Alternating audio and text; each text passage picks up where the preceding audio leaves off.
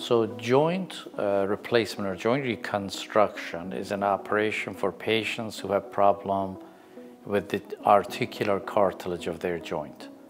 And when the articular cartilage wears out, the underneath bone gets exposed, and the bone touching on bone causes some pain. And because of that, the options available is either to reconstruct or reorient the joint, so-called joint preservation, or replace the joint, which is joint replacement. So any of those operations are intended to remove the area of bone that's exposed, that's causing symptoms for the patient.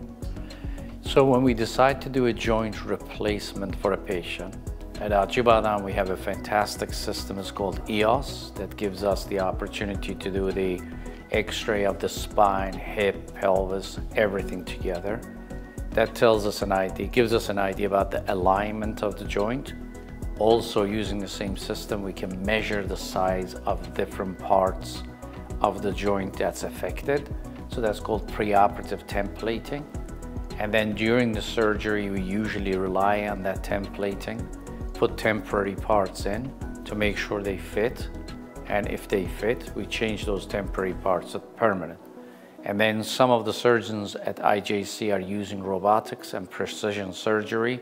So that also helps, because prior to surgery, we're doing a CT scan of the joint, which helps us measure the joint sizes and have the right prosthesis available.